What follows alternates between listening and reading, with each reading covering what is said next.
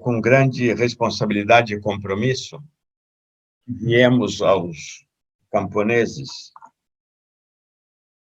do nosso país começar a abordar um tema. É um tema bem pensado, é um tema que nos traz uma situação dramática e que nós viemos lutando bastante, há mais de 60 anos, para solucionar ele. É o problema dos agrotóxicos. Esses agrotóxicos já estão superados em quase todos os países industriais ou países socialmente mais desenvolvidos, e que, no entanto, continuam causando danos aos agricultores, danos à natureza, danos à economia, e cada minuto que passa parece que eles estão se tornando mais fortes. E nós precisamos mostrar ao agricultor que é possível, é fácil, é necessário fazer uma agricultura sem uso de venenos. Vocês vão ver aulas teóricas que serão entremeadas, misturadas, com práticas para fazer uma agricultura sem veneno. São muitas práticas. São práticas diferentes daquela que você vai na loja ou na cooperativa comprar alguma coisa. São práticas que você vai usar toda a sabedoria do passado para trazer ela e fazer na sua casa com autonomia, com economia. Por isso, nós vamos ter que falar muito de veneno. Nós vamos falar aquilo que pouquíssima gente conhece. Mesmo técnicos formados desconhecem muitas coisas que vão ser ditas. E é por isso que eu começo para vocês mostrando o que é o agrotóxico na nossa sociedade. A sociedade industrial, hoje, considera o agrotóxico algo sagrado. O agricultor percebe que o agrotóxico é perigoso, mas ele não pode dizer nada sobre esse perigo. Por quê? Porque ele é pintado, maquiado, como se fosse a salvação, a condição sem a qual não existiria agricultura. Nós dizemos que o agrotóxico é hoje um totem tecnológico. Totem é uma expressão que vocês veem, às vezes, na televisão, nos filmes, nas comunidades indígenas. É aquele tronco palhado, muito parecido à carranca que se coloca na frente do barco para espantar os maus espíritos. Os totens são símbolos que servem de emblema para as conexões.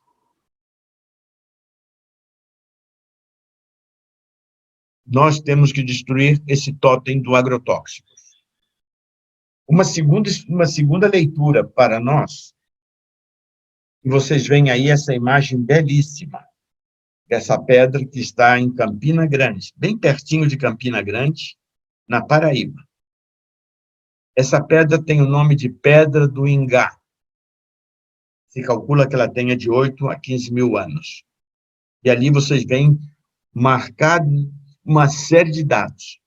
Ela marca a duração do ano para aqueles indígenas, um ano bem interessante, 260 dias. E essa pedra também, na ciência, é chamada de churinga, ou churinga. É um registro daquilo que passa com uma comunidade, com um povo ou com uma civilização. É como se fosse uma biblioteca das coisas que acontecem. E ali são marcadas as coisas mais importantes. Então, nós vamos fazer a destruição do totem, do agrotóxico, através do registro, desse registro, da churinga.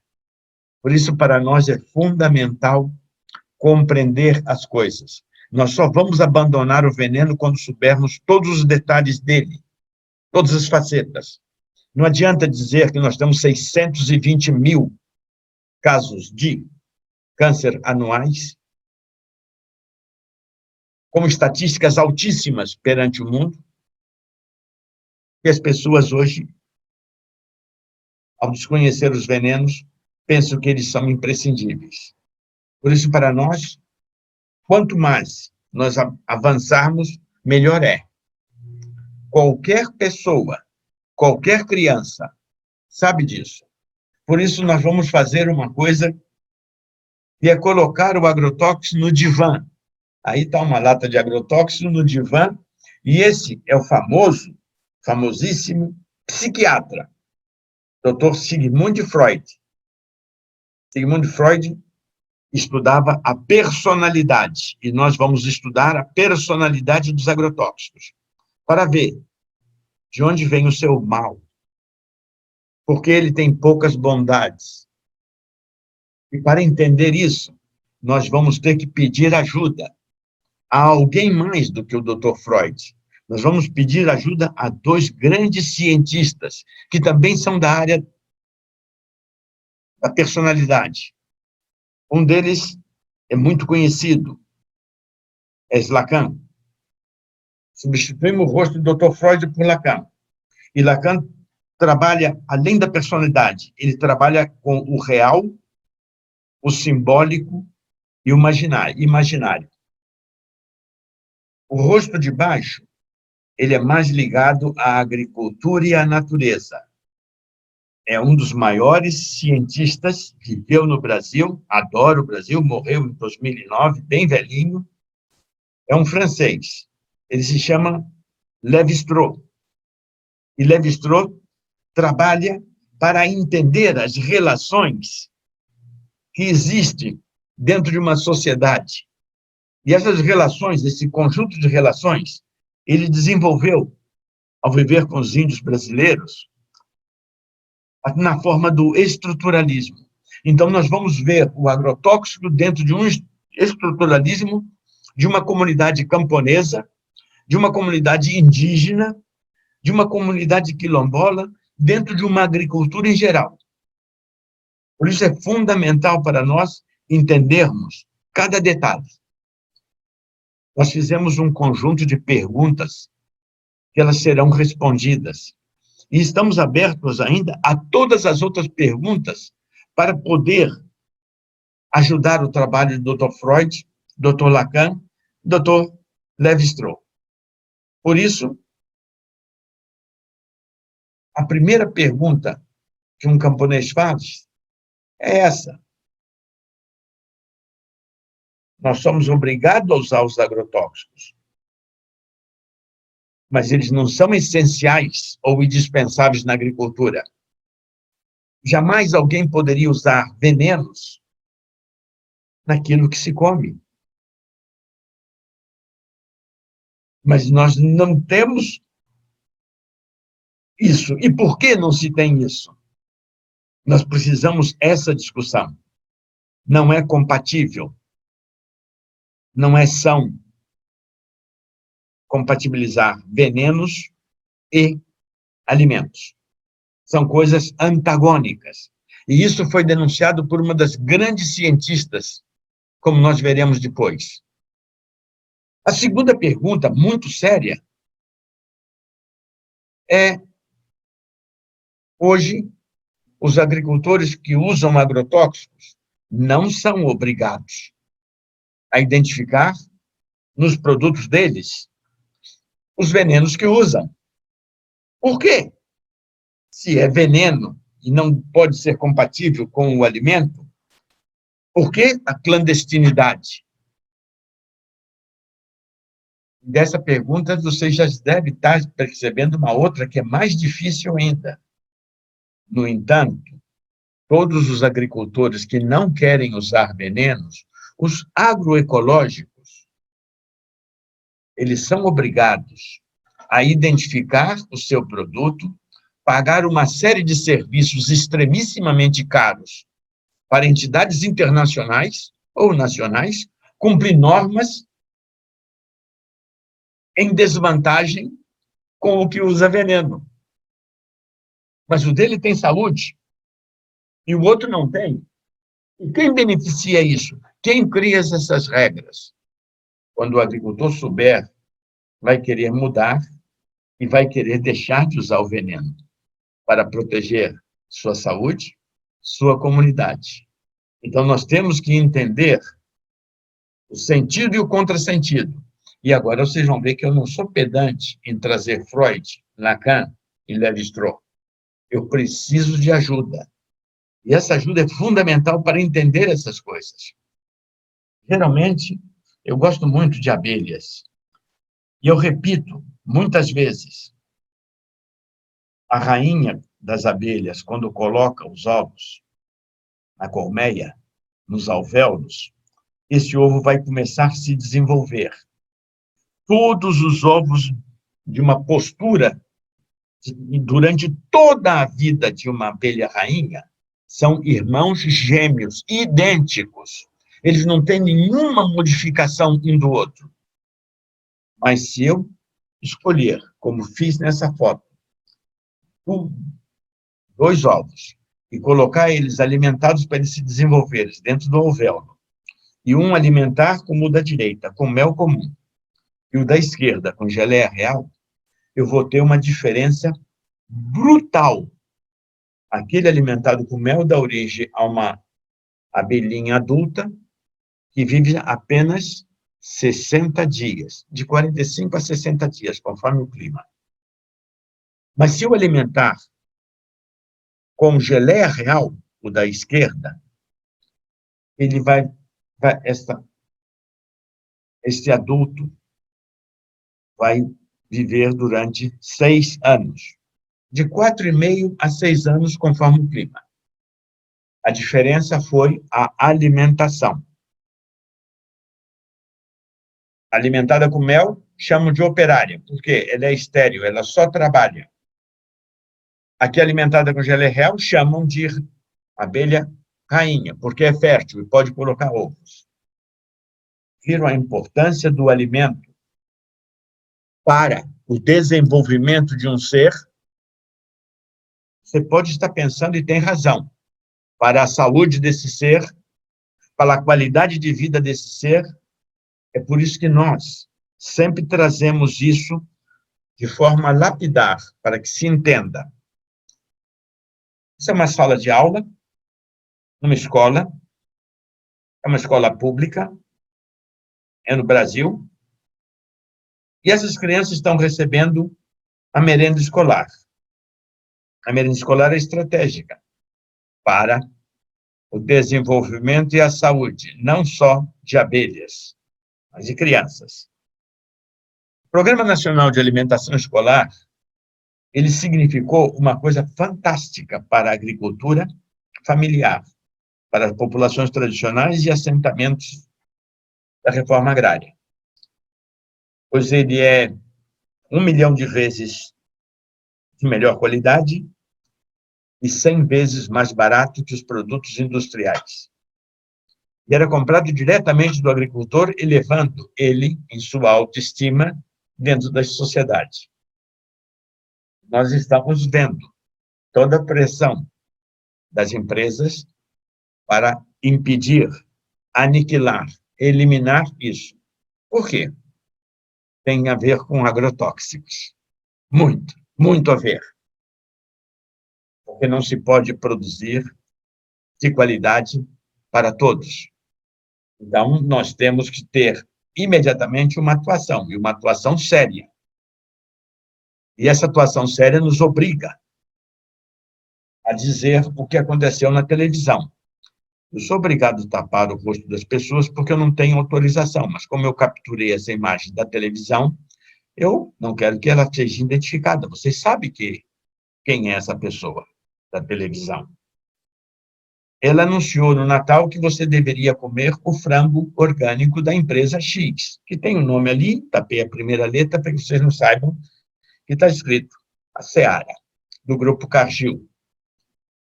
Mas se você fosse buscar e calcular, comparar o preço desse frango, esse frango custa quase 10 vezes mais do que o frango comum do agricultor. Como fica o agricultor?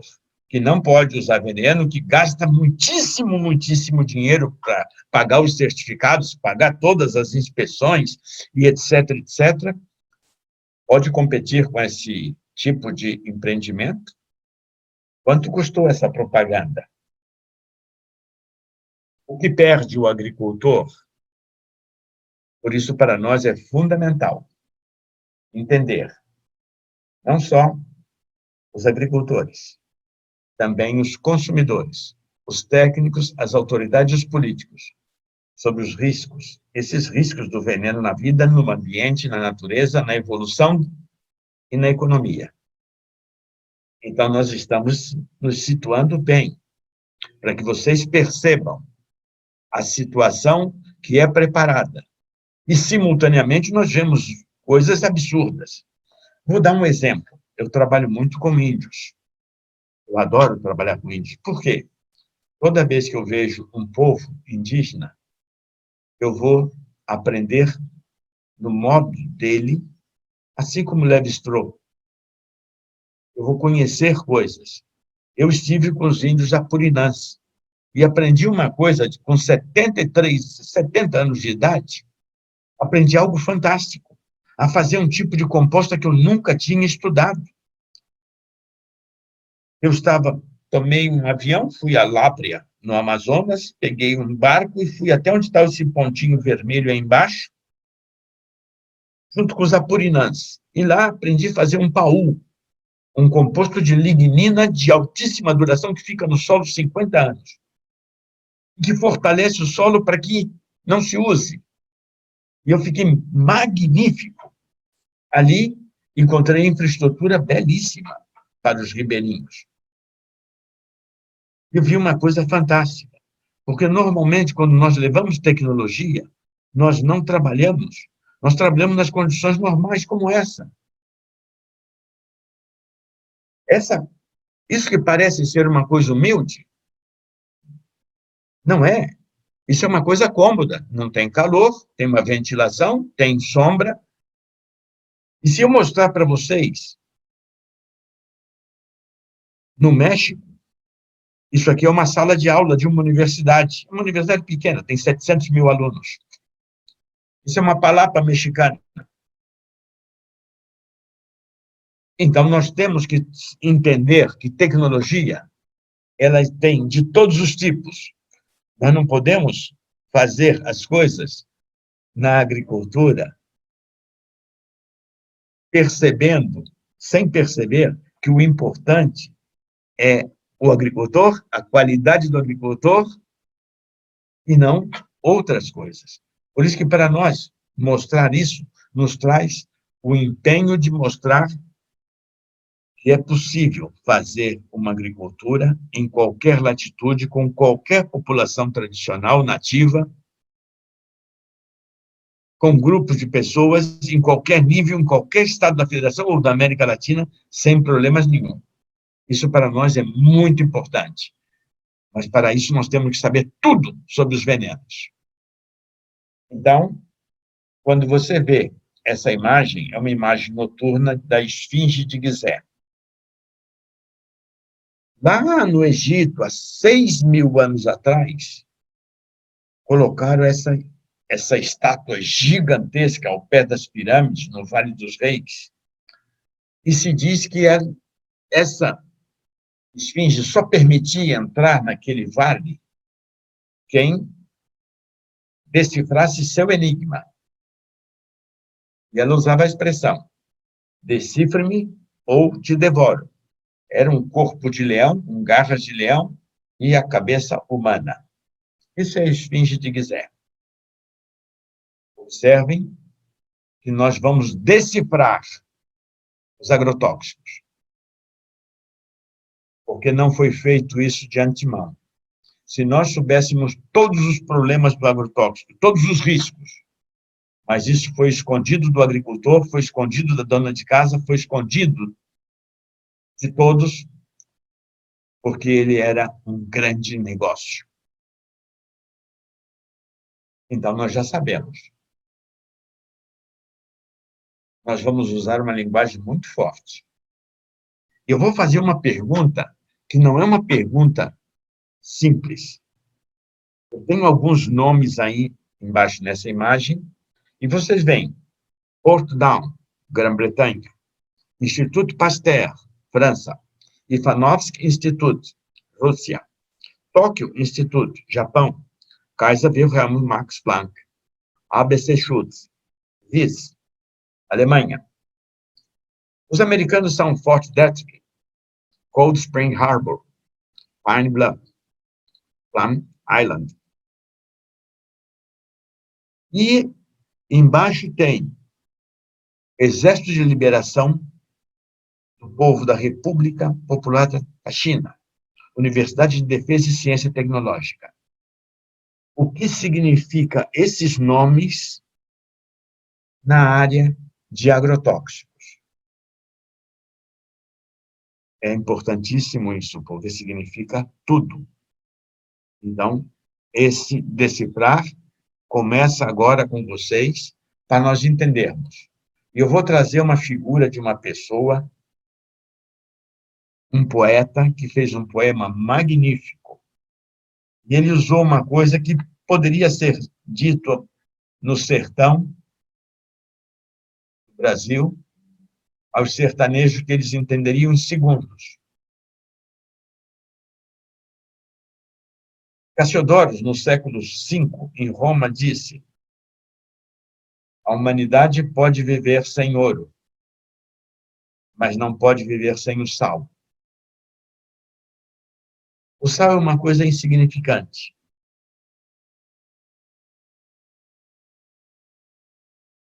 Viver sem ouro, muita gente vive sem ouro.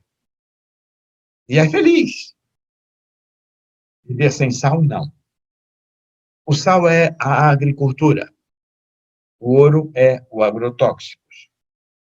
Vocês vejam que nós temos que começar a entender as coisas para poder ver.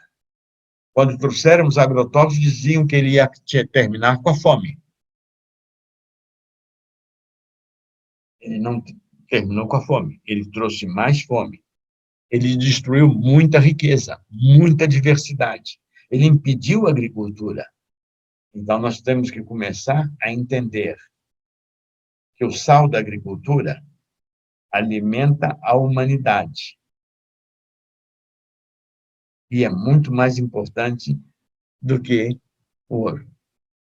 Quando vocês viram o nome daqueles institutos, são institutos de pesquisas criados para investigar agrotóxicos, mas não agrotóxicos para a agricultura. Por quê? Porque não existe um agrotóxico sequer que tenha, no século passado, se desenvolvido para a agricultura. E é isso que eu preciso mostrar a vocês. Eu vou trabalhar com essas figuras geométricas. E a primeira figura, em vermelho, vocês veem, tem 3 lados, é um triângulo, e tem 3 palavras extremamente importantes: liberdade, cultura e ética. Na figura que está ao lado, a liberdade é substituída pela servidão, a cultura pela ignorância e, ultimamente, pelo ódio. E a ética é substituída pela alienação, ou consumismo, se quiserem dizer. É nessa realidade que nós temos que ver o que interessa ao agricultor, sua família, comunidade, região e humanidade como um todo. Vocês já conheceram, então, Cassiodoro, depois de conhecer Freud, Lacan, Levi-Strauss.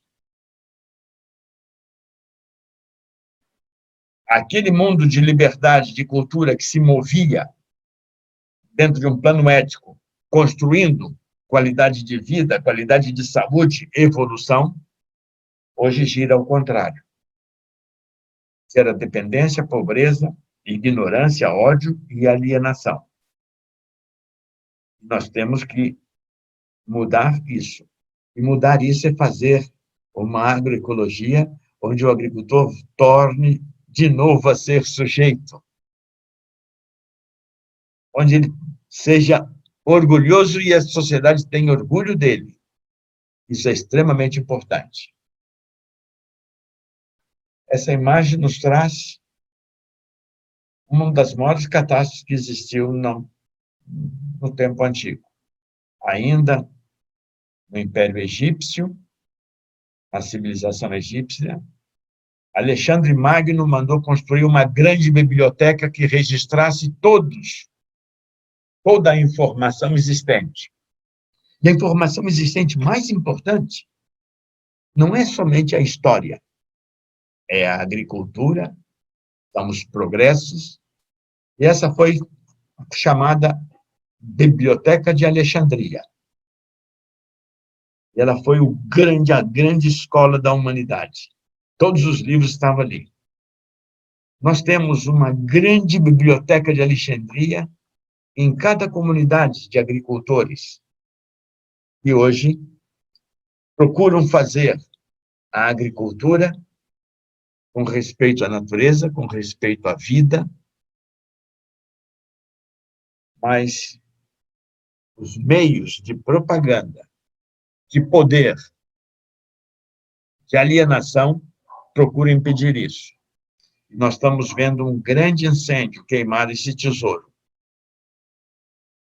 Por isso que nós resolvemos agredir os agrotóxicos e começar a mostrar como é possível deixar de usar agrotóxico para voltar a fazer uma agricultura de saúde.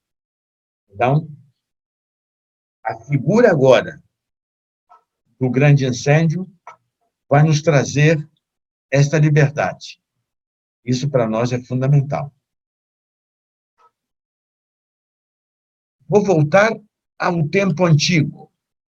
E é uma visão que essa imagem de um filme chamado Os 10 Mandamentos. Nessa cena desse filme há uma disputa, e é uma disputa fundamental para se entender a relação entre o saber e o poder. Quando Moisés, que foi criado como se fosse irmão do faraó, Ramsés, se separa e volta a seu povo hebreu, ele vai aprender agricultura. Ele não vai ser mais o comandante militar, príncipe e futuro faraó. Ele abomina tudo e vai voltar a seu povo. E ele, quando vai chegar ao faraó, ele diz assim: eu quero a libertação do meu povo. O faraó diz: você não tem poder para pedir. Ele disse: tenho sim, eu posso te trazer pragas. E o faraó chama, nessa cena, um mágico. E o mágico traz um cajado. Um cajado é uma vara grande de apoiar as pessoas velhas, se apoiam em bengalas ou cajados. Os cajados são compridos. E esse mágico coloca, na cena do filme, o cajado no chão. Faz um movimento com os dedos e aquilo se transforma nessa cobra, que é uma cobra venenosíssima. Isso é mágica.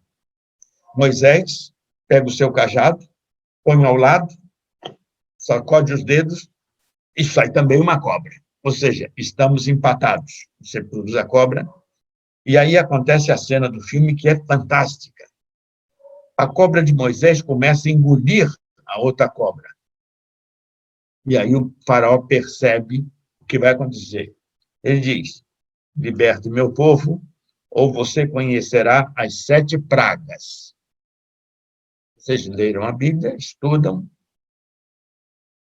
Eu trouxe essa figura porque a figura do saber é fundamental para se deixar de usar o veneno. Mas o veneno é a coisa mais secreta do mundo. Por quê?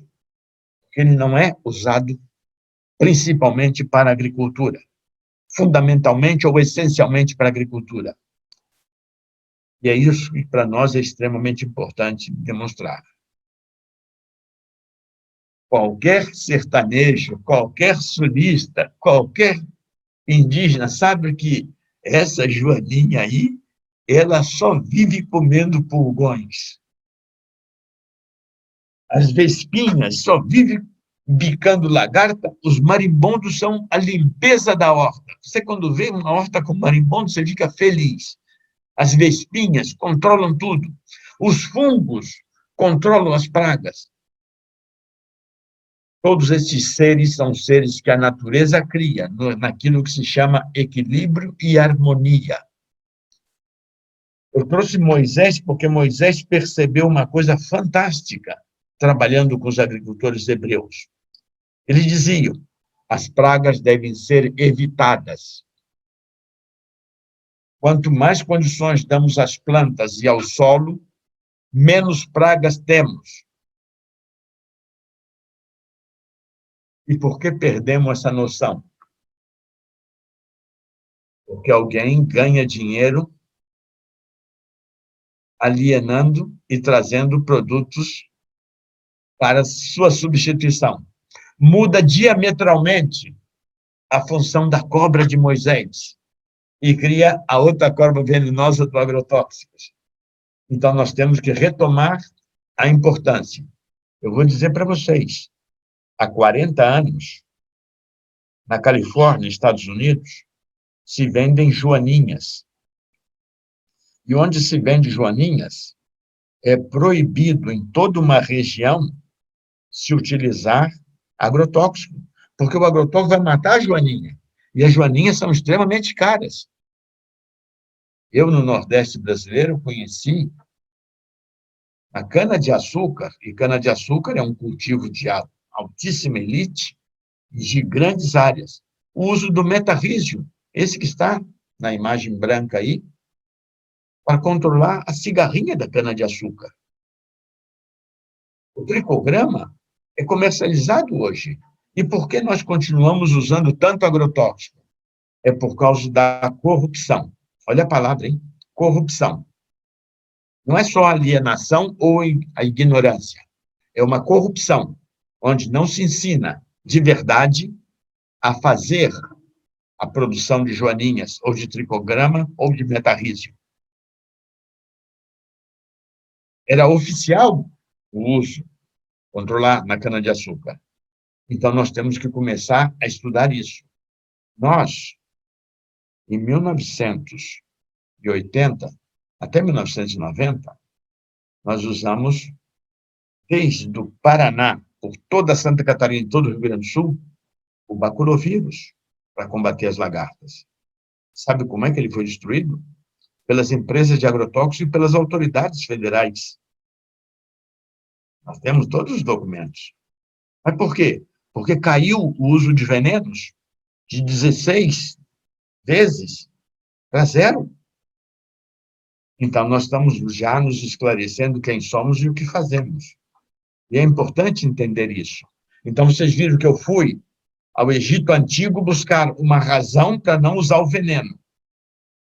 E trouxe uma realidade atual de Europa, de Estados Unidos, de países ricos, de Japão, de China, quando aqui querem trazer de volta, como estão fazendo isso no governo federal e no governo estadual, venenos proibidos, antigos, para nos subjugar, nos colocar desmoralizados em uma situação antiga, que deveria ser passado remoto, e não retornar com toda a ênfase, pompa e circunstância. Muitas vovós sabem que na natureza existe remédio para tudo. Então, quando você tinha algum probleminha, você ia ali, seja para um verme, seja... Mas o que acontece? Aquilo foi transformado em produtos. E o produto era importante para quem não tinha essa planta. Mas ele passou a ser, através de propaganda, através também de corrupção, a se transformar na comodidade e alienação. Então, se nós soubéssemos que aquele princípio ativo desta folhinha, desta aroeira, se transformou na pastilha, no remédio, na drágia, no comprimido que a farmácia vende, Mas a farmácia vende isso por 1000 vezes, 10.000 vezes, 1 milhão de vezes mais caro. E o pior é que não funciona igual aquilo que está na natureza. É uma cópia imperfeita. Então, nós temos que saber isso para entender a cobra comendo a cobra, para entender o que nós estamos fazendo. Esta imagem é fundamental. A humanidade começa, a partir da Idade do Bronze, numa ilha perto, na Grécia, chamada Lemnos. Em Lemnos, eles encontram uma coisa que os agricultores começaram a fazer. Em Lemnos, eles perceberam que quando se tinha o cultivo de trigo em certas terras, esse trigo não ficava doente com uma ferrugem. Então, eles começaram a olhar o que tem essa terra que faz a planta ficar sadia quando todos os outros estão doentes. E eles começaram a pegar esta terra e levar para as outras regiões. Alguns já faziam diferente. Pegavam essa terra, misturavam com vinho e aplicavam no seu trigo. E você vai dizer, não, é uma coisa tão artificial. Então, na cidade de Efésia, que é essa cidade que está aí, na Idade do Bronze, se começa a usar o lemnian e o seminian, até mesmo para combater bactérias em seres humanos. Então, as pessoas começaram a usar esta terra, este barro, na pele, para evitar estafilococos. Isso está registrado na Enciclopédia Britânica.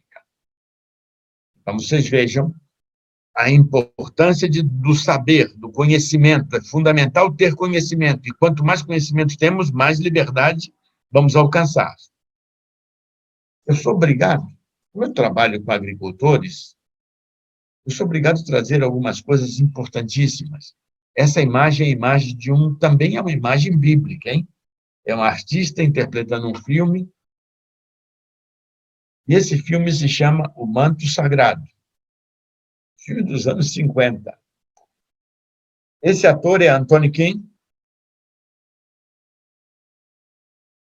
Ele está fazendo o papel de Barrabás. Vocês sabem quem foi Barrabás. Barrabás foi trocado por Cristo em um tribunal onde Pôncio Pilatos lavou as mãos. Barrabás trabalhava em uma mina do Império Romano. Ele era vamos dizer assim, um bandido, uma pessoa violenta que cometia crimes. Então, ele trabalhava lá na mina, e geralmente, quando se trabalha numa mina de enxofre, e as mãos dele estão bem amarelas pelo enxofre, a pessoa ficava dentro de um buraco, de um túnel, cavando aquele enxofre para tirar para fora, e ali o enxofre batia nos olhos. E você sabe que o enxofre, em contato com a água, se transforma em ácido. E esse ácido corrói os olhos, e quem trabalhava nesses locais ficavam cegos em menos de 3 anos. O enxofre começou a ser utilizado pelos romanos como um agrotóxico da natureza, o minério, para utilizar ele para controlar algumas pragas. Está mudando a feição de evitar a praga para controlar a praga. São diametralmente opostos. Evitar a praga é se prevenir. A prevenção é melhor que a cura. Controlar a praga é a cura. É mais difícil, pode provocar danos e provoca danos. Então, houve uma mudança. Se deixou de tomar uma atitude e passou a tomar uma atitude diferente. Nós temos o nosso agrotóxico no divã, e ele está começando a ganhar importância perante a agricultura. Vejam este gráfico. Este gráfico tem uma setinha vermelha. Quando começa a aumentar, vai subir esse caminhozinho aí, começa a aumentar uma praga, a sociedade hoje Na primeira setinha, aplica um agrotóxico. E a população dessa praga cai até o início da linha vermelha. Mas ele se recupera. Aplica a segunda vez, 3 meses depois, uma semana depois, um ano depois, e o que acontece? Cai novamente a população daquela praga. Solucionou temporariamente o problema. Opa, mas o que acontece? Recrudesce a quantidade de praga, aumenta, você está vendo que está subindo, está crescendo, e a distância entre as aplicações estão ficando cada vez mais juntas. É por isso que sempre que você aplica um agrotóxico, você cria um vício cada vez mais exigente, necessitando de maior quantidade e com menor frequência. Então, cada vez, quanto mais se usa, mais se necessita e mais vezes se é obrigado a usar. Isso é a realidade de uma agricultura totalmente dependente de quem vende o agrotóxico. Mas não era assim na época de antigamente? Não, não era assim. Um agricultor, aqui entre nós, quando ele deixa de usar o veneno, a coisa que ele mais se espanta, ele diz: eu deixei de usar o veneno há 6 meses e eu vi que as plantas estavam melhores e começou a surgir controladores biológicos naturais. E agora eu já estou há 3 anos e eu tenho um equilíbrio tão grande que eu vejo a praga e eu rio, porque digo assim, ela não vai ir longe, porque tem os controladores ali. Essa harmonia e esse equilíbrio na natureza sempre foi escondida pela propaganda maldosa, desonesta, pela desinformação e pelo tipo de educação que se propôs. Nesse mesmo gráfico, vocês vão ver uma linha verde agora. Naquele momento que eu apliquei a primeira setinha, apliquei o veneno, aquele desequilíbrio havia começado a se estabelecer no ambiente de equilíbrio e harmonia, porque os controladores biológicos, na parte de baixo, estavam tendo algum probleminha de época de ano, de clima, de seca e etc. Mas, à medida que eles foram diminuindo, quando se aplicou o veneno a primeira vez, eles morreram. Mas prestem atenção, quando um controlador biológico, na evolução da vida, se multiplica, ele não se multiplica igual uma praga. Uma praga, como a cigarrinha da cana-de-açúcar, por exemplo, ou a lagarta no trigo, na soja, no milho, ela produz 200 ovos, a praga. Se o controlador biológico pusesse 200 ovos, desapareciam os 2. A evolução da vida é assim. O que acontece? Ela não coloca mais do que 5 ovos. Ou seja, a relação é 200 para 5. Porque os 2 precisam sobreviver na evolução da vida, na diversidade da vida. Mas cada vez que você aplica mais veneno, na segunda vez, na terceira, na quarta, vai diminuindo o controlador biológico, porque de 5 ele vai voltar com menos, e aumenta o outro, porque os 200 vão ficar sempre uma quantidade, e a quantidade vai crescer, e as pragas se tornam cada vez mais potentes, ao passo que os controladores biológicos tendem a diminuir e atendem a 0. Por isso que a primeira coisa que se faz é deixar de criar condições para as pragas e aumentar as condições para se fazer progredir os controladores biológicos. Esses gráficos como esses são sempre escondidos, sempre foram escondidos. Por quê? Para promover a alienação, para promover o consumismo. Quando nós sabemos que isso aqui é o princípio científico do equilíbrio na natureza. E aí nós temos que voltar. Vocês veem um fígado gigantesco aí, E esse fígado, vocês veem que ele tem células. E as células que estão em cima, estão escritas em inglês, é uma fotografia tirada de um computador inglês, tem ali células hepáticas. Se você quiser ver uma célula hepática, você tem que pôr no microscópio com 900 a 1.500 aumentos. Porque o veneno que mata o controlador biológico, ou que afeta o seu fígado, esse veneno, ele não vai atingir o seu corpo, ele vai atingir uma célula do seu corpo. É suficiente que ele atinja somente uma. E o fígado se vê aqui por quê? Porque o fígado é a glândula encarregada de desintoxicar todos os indivíduos. Por isso que as pessoas que às vezes tomam um pouquinho de bebida alcoólica dizem, eu estou com meu fígado, ou que comem muita carne, dizem, eu estou com meu fígado, porque a função do fígado é fazer isso, mas para fazer isso ele tem que ter um equilíbrio, como no gráfico anterior, ele tem uma função. Nós, então, temos aqui esse fígado, responsável por nossa saúde. E as pessoas não entendem isso. Dizem, não, o veneno não tem problema, o veneno é um pouquinho, não, não, não. E você vê que são inventadas coisas criminosas, desonestas, que não se sustentam. Dizem que tem uma dose, que pouquinho não vai fazer mal. Não, não, qualquer dose de veneno, porque é estranho, faz mal. Então, nós precisamos trazer. E o fígado é importante. O fígado tem uma pequena célula, dentro da célula do fígado tem um pequeno instrumento que cria energia para destruir tóxicos. Se chama mitocôndria.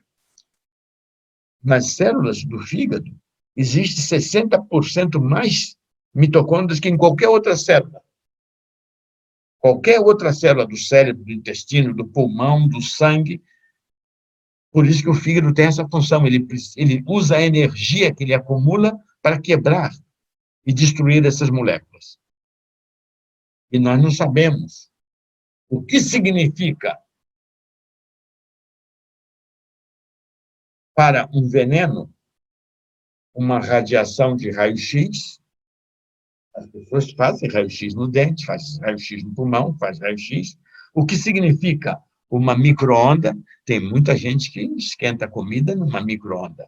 E se tiver um determinado agrotóxico, é mais perigoso ou menos perigoso? Não, isso não interessa. Você tem que usar o agrotóxico.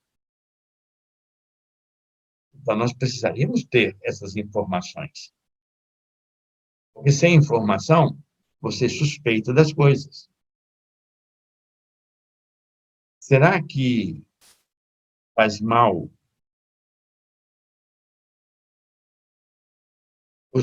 a, a radiação ionizante de um aparelho eletrônico? Sim, faz mal. Mas por que não se diz qual é a relação do agrotóxico com isso? Sabe que uma mulher grávida não pode fazer raio-x. Mas será que ela pode comer resíduo de agrotóxico? Não deveria. Então, nós temos que trazer essa discussão para dentro da realidade. Por que eu estou colocando isso? Porque aqui no Rio Grande do Sul, o governador Leite, desconhecendo a história do Rio Grande do Sul, resolveu permitir algo que está proibido há 38 anos no estado do Rio Grande do Sul. Há 38 anos atrás, no estado do Rio Grande do Sul, um governador da época da ditadura, chamado Amaral de Souza, esse rostinho que está do lado direito, aí bem em cima, ele foi obrigado pela população a tomar uma atitude. Por quê? Porque os venenos organoclorados estavam contaminando em 1981, junho de 1981, estavam contaminando a água de Porto Alegre, a água tratada que sai da torneira. E o povo exigiu, e ele fez um decreto. Como ele fez um decreto, nós sabíamos que 81 no 82 seria ano de eleição. E ele fez um decreto para contemporizar e deixar o pessoal tranquilo. E quando passasse as eleições, ele revogava o decreto. E a população se reuniu, foi para a rua, entrou em discussão, foi para a Assembleia e fizeram uma lei. E do lado esquerdo você tem um rosto de pessoas que participaram disso, com alto empenho, como o professor Leugoi, professor de genética, como Mara Tagliari, como a doutora Magda Renner, como Lutzenberger, como o Carneiro. E agora, venenos que estavam proibidos, e a lei gaúcha foi a primeira lei em todos os países pobres, a primeira lei que disse: não é permitido em nosso território gaúcho se utilizar venenos que sejam proibidos no seu país de origem. Isso é autonomia. E vocês não sabem, a Alemanha, a grande fabricante de venenos químicos, a primeira coisa que a Alemanha fez foi mudar a sua lei alemã. Ela mudou a lei, porque na lei alemã dizia o seguinte, Absatz 214, parágrafo 214 alemão, dizia assim: aqueles venenos produzidos para exportação não precisam registro no país.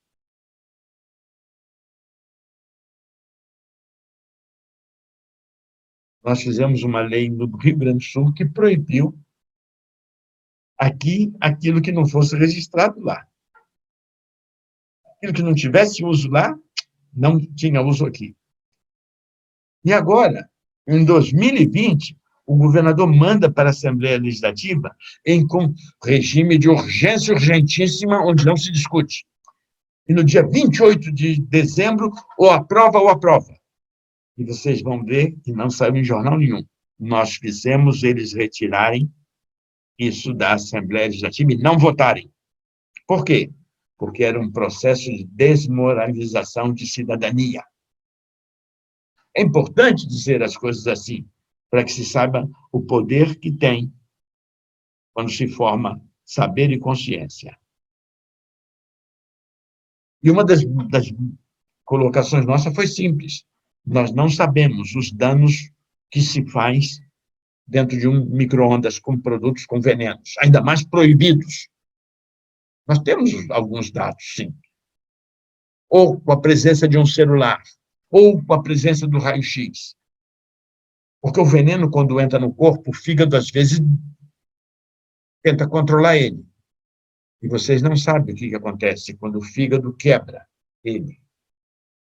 Quando o fígado parte ele dentro de uma mitocôndria com energia, ele se transforma em uma molécula menor. E nós vamos ver em seguida o que pode acontecer com essa molécula menor. Ela pode se tornar 10, 100, 1000 vezes mais tóxica do que quando ele estava no corpo antes de entrar no fígado. E aí vocês vão começar a entender algo que é estranho para o agricultor, para o consumidor, e não é ensinado ao técnico, ao médico, ao enfermeiro, ao biólogo, como deveria ser ensinado. Não é feita o choque, como Moisés e o faraó dizendo: seu conhecimento a mim não me interessa. O meu conhecimento é superior ao seu. Isso para nós é extremamente importante, porque nós temos que mostrar esse conhecimento para mudar essa situação. Senão, nós ficamos subordinados a um telefonema do Banco Mundial, ou da Organização Mundial do Comércio, ou de alguém prepotente, para que nós façamos uma coisa contrária à saúde, à natureza, ao meio ambiente e à economia.